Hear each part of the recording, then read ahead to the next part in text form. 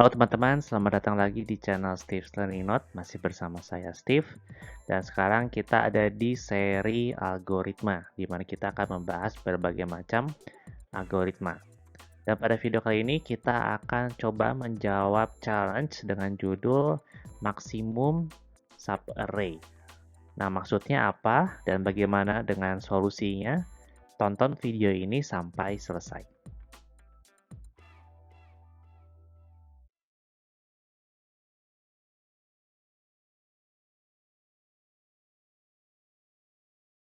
Oke, nah kita mulai dari pertanyaan ya teman-teman. Pertanyaannya apa? Pertanyaannya adalah kita diminta untuk mencari penjumlahan terbesar dari subarray dari sebuah array integer. Jadi kalau ada array integer, kita diminta untuk mencari penjumlahan terbesar dari subarray-nya. Nah, mungkin kalian masih bingung tentang pertanyaannya. Jadi kita lihat dulu contoh soalnya seperti apa. Oke, kita masuk ke contoh soal ya. Untuk contoh soal pertama, kita mulai dari yang paling simpel dulu, yaitu sebuah array dengan dua buah elemen ya, 3 dan 4. Nah, kita diminta untuk mencari penjumlahan terbesar dari subarray-nya. Nah, di sini subarray itu apa sih maksudnya? Nah, kalau contoh kita punya elemen 3 dan 4, berarti subarray-nya adalah dia bisa berupa 3, kemudian dia bisa berupa 4, ya, berarti masing-masing elemennya. Dan juga dia bisa berupa 3 dan 4. Ya, kayak gitu. Jadi jumlahnya ada 1, 2, dan 3. Ya. Nah, kalau contoh yang pertama ini berarti jawabannya berapa? Saya hilangkan dulu. Nah, berarti jawabannya adalah 7 ya. Dari mana? Dari 3 ditambah 4, hasilnya adalah 7. Ya, dan 7 ini lebih besar daripada subarray, penjumlahan subarray lainnya. Oke, nah sekarang kita akan lanjut ke contoh kedua. Contoh kedua yaitu di sini ada nilai negatifnya ya teman-teman. Nah, inilah yang membuat challenge atau permasalahan ini menjadi menarik dengan adanya nilai negatif. Oke, kita coba hitung lagi untuk challenge atau contoh yang kedua ini. Subarray-nya adalah berapa? 3, kemudian minus 10, kemudian 4, ya kan? Kemudian ada juga 3, minus 10, ya kan? Minus 10, kemudian koma 4, dan terakhir adalah saya taruh di atas saja ya.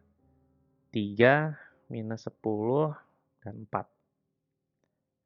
Ya, ini ada berapa? 1, 2, 3, 4, 5, 6 ya. 6. Ada 6 kemungkinan. Nah, dari 6 kemungkinan ini, mana yang penjumlahannya paling besar?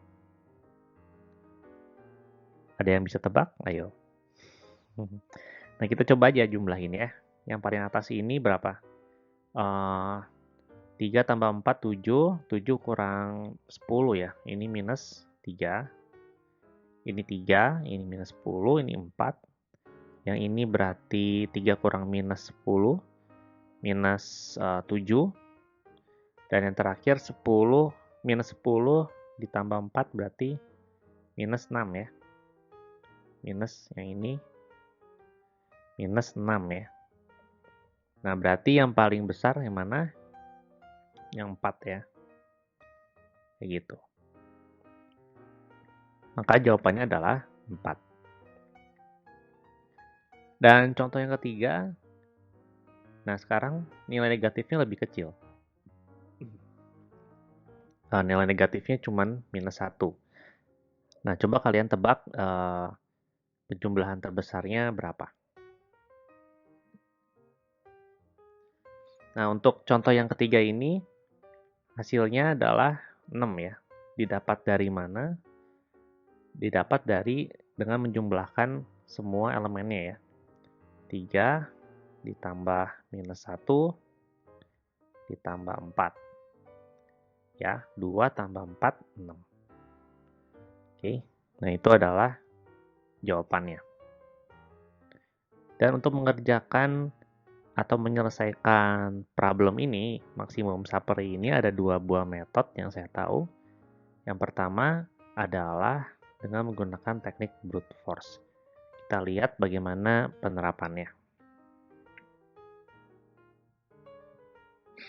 Nah, teknik brute force ini cara kerjanya kayak gimana?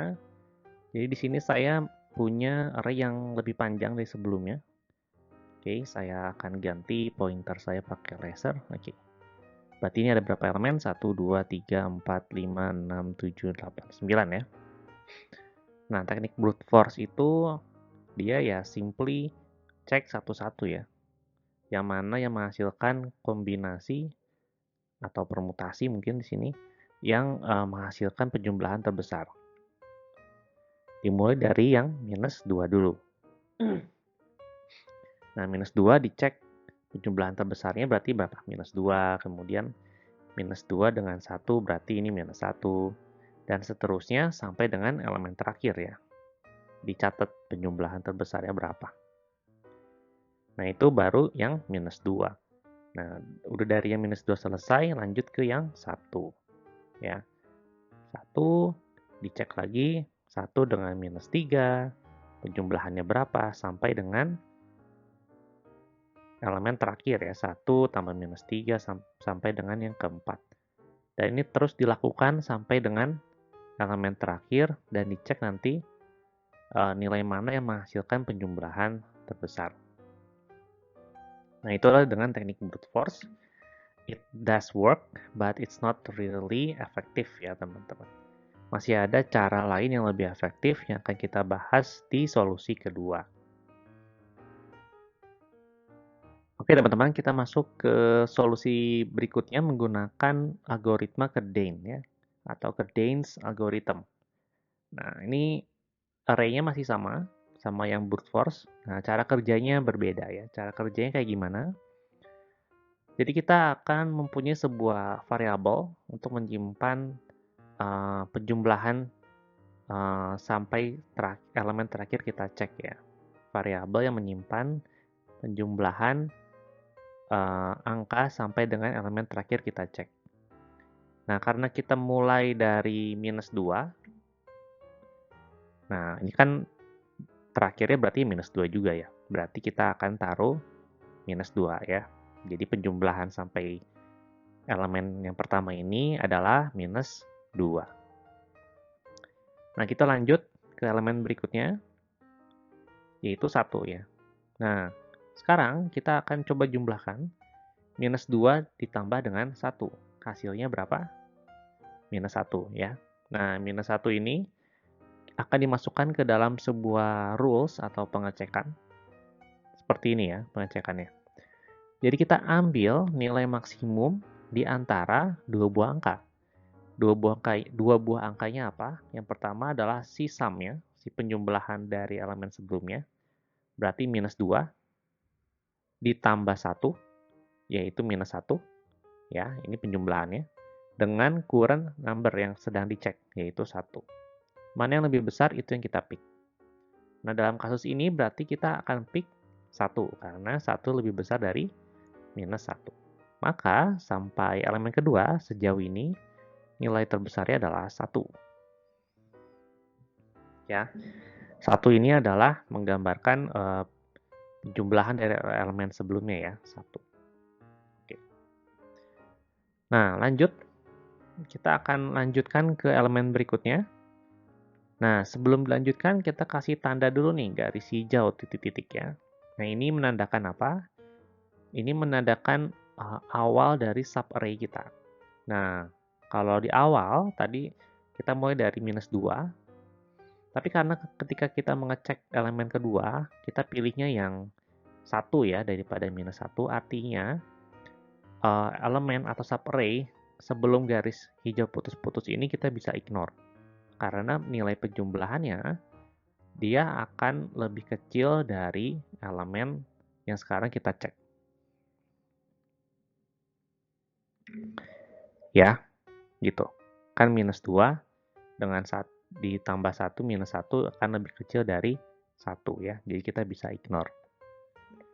Nah, kita lanjut ke elemen berikutnya yaitu minus 3. Berarti di sini 1 ditambah dengan minus 3 menghasilkan minus 2. Minus 3 dengan minus 2 mana yang lebih besar? Yap, minus 2. Nah, karena minus 2 yang lebih besar, jadi kita bisa masukkan minus 2 ya daripada minus 3. Dan kita lanjutkan ke elemen berikutnya yaitu 4. Nah, minus 2 kita coba tambahkan dengan 4, hasilnya adalah 2. Ya, 4 dengan 2 mana yang lebih besar? 4 ya. Jadi kita bisa isi dengan 4. Dan garis hijaunya kita pindahkan sekarang ke sini. Artinya apa? Artinya subset array yang menghasilkan penjumlahan terbesar itu kita bisa mulai dari sini ya. Kenapa? Karena elemen yang terakhir kita cek saat ini 4, itu pasti nilainya akan lebih besar dari penjumlahan elemen array yang ada sebelum titik-titik hijau ini. Jadi yang ini bisa kita ignore.